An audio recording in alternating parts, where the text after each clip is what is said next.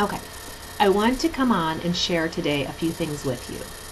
Many of you maybe have noticed that I've put up a fitness page, and you're probably seeing it because this is on the fitness page and wondering why all of a sudden is Brittany talking about Beachbody and what is this Beachbody thing and why is she so excited to share all this with the world? Well, I want to tell you my story or my why. It's important for me to let you know this so that you can understand why I'm so passionate about fitness, wellness, and nutrition. It's not just that I'm trying to bombard your wall with healthy stuff for no reason. I really am passionate about helping other people. When I was just 18 months old, my parents took me to the doctor, and the doctor told my parents, you need to make sure she's not eating too much. She's getting too big even as a baby. And so my parents took me home and they fed me healthy food and they tried to monitor my eating, and we always lived a healthy lifestyle. But I continued to grow bigger than other kids my age. I remember being in elementary school, like the biggest kid that there was, and always feeling a little out of place. And even at 8 years old, in a journal, my entry was, I wish I was skinnier. And no 8-year-old should feel like that, but I did. And I knew that I was not like all my friends, and I couldn't wear the same clothes as them, and it started to bother me from a very young age. By age 11, I had already joined Weight Watchers the first time and lost 30 pounds. And most 11-year-olds haven't experienced something like that, but it was something that was so important to me. My parents did not push that on me. It was me because I just wanted to fit in. I felt like I wasn't good enough without losing that weight. And so in middle school, I had friends and I got along fine with people and I didn't have a bad experience, but I remember when I made the cheerleading team as an alternate, and someone actually got hurt, so I had to cheer that year, and we went to get cheerleading skirts and none of them fit me.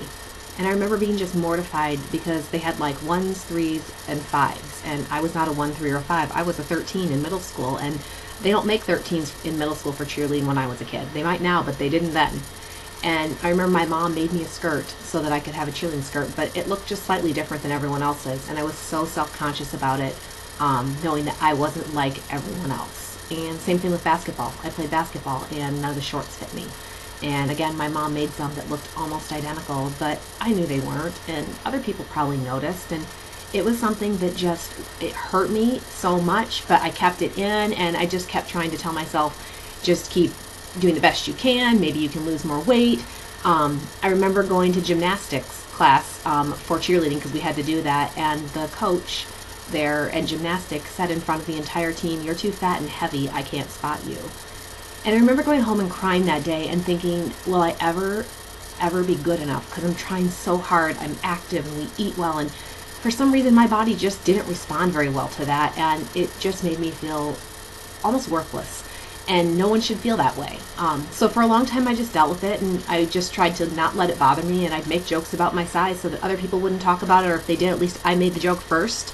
In high school I played sports, and I was a pretty good athlete. I usually made teams, and I played a pretty good amount of the time, but I never had great endurance, and I didn't have great speed. I had great power, but not speed or endurance, and a lot of times I know that coaches were thinking, if she could just lose 25 pounds, she'd be so great at this. And little did they know that was all I wanted to do, but it just wasn't that easy for me.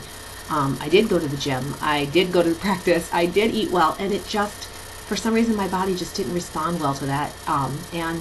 And I was really frustrated. And in college, or the year before college, I remember going to visit my brother, and he was at college, and he took me out, my first college experience, and he took me to a party and with his friends, and I had a friend with me, and I remember vividly, we were walking home, and we had such a good night, just hanging out.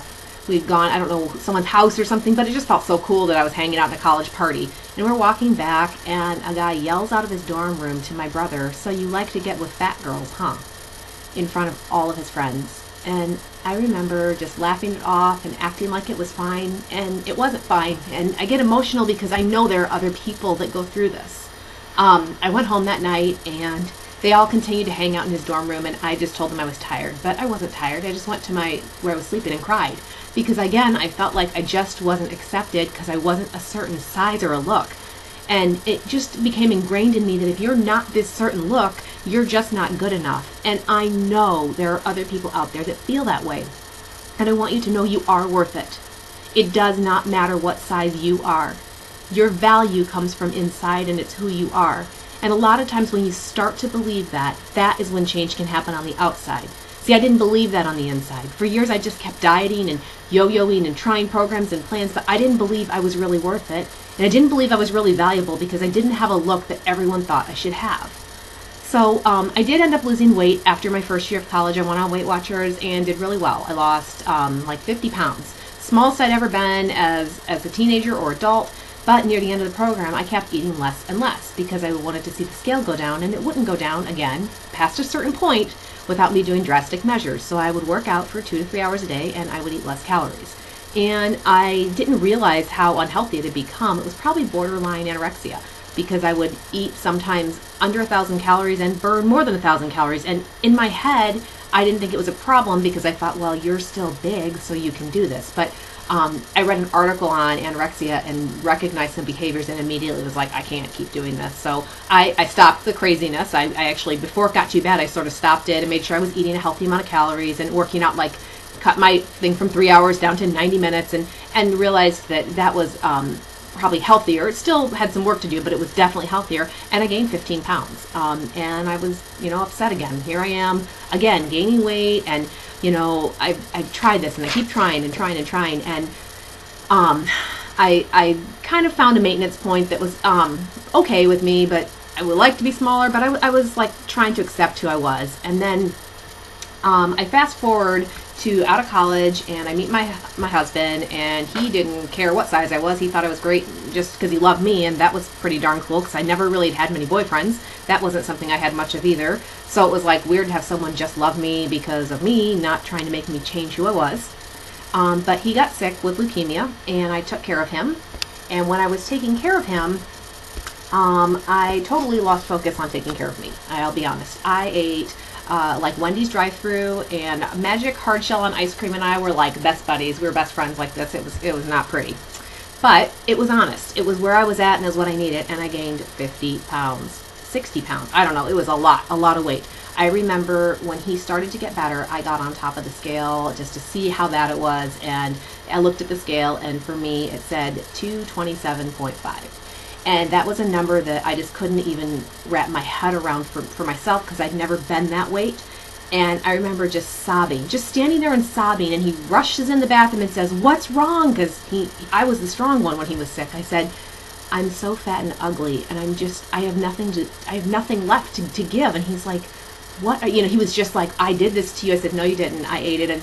But he was right there saying, like, your value isn't in that. He's like, "Okay, so now you're going to start living and taking care of yourself." And I said, "You're right, I am." And that sort of started my journey to lose some more weight. And I did better at keeping it off, but I still didn't really believe in myself. I still was like, yeah, you'll never be small. All the lies. You'll never be good enough. You'll never be thin enough. No matter what you do, it's not going to work. I mean, all this stuff that I believed since I was a child still resonated in me. And it really took till about age 30. And when I turned 30, I decided for the first time, I'm sick and tired of telling myself I'm not good enough and can't do it. And I think it was honestly the Lord that instilled in me, your value is in me. You can do all things through Christ who strengthens you, Brittany, so stop selling yourself short. The I can't came out of my vocabulary, and I decided I would run because I was a terrible runner in soccer. I was terrible. And I went out and ran until I could run 3 miles. And then I kept running one day, and I ran 5 miles. And just the fact that I did it, I was like, you can do it. And it turned something on inside of me that said, you can do this. Anything you really put your mind to, you can do. And your value comes from within. So now you're able to express that on the outside. Because before that, I just didn't believe in myself, so I couldn't express it on the outside. I started to change my lifestyle. I stopped all the crazy dieting and the yo-yoing and the stupid stuff. It just tried to start eating healthy, exercising regularly, and not be as obsessed over the scale. It still was a plague to me, though. I still fought that scale a lot.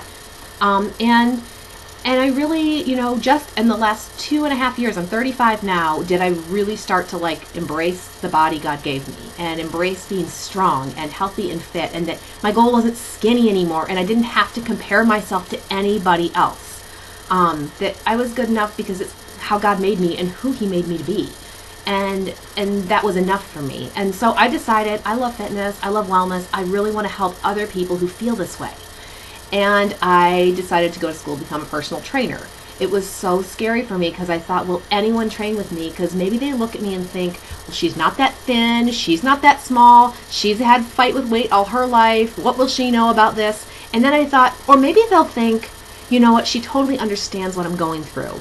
And regardless of what people thought, I decided I'm doing this for me to prove to myself that it's something I'm passionate about, and it doesn't matter what size I am or what the scale says or if my jeans fit a certain way. It matters what's on the inside and the passion I have to share that with other people, to give them hope when they feel hopeless and feel like they're worthless, to let them know they are so worth it.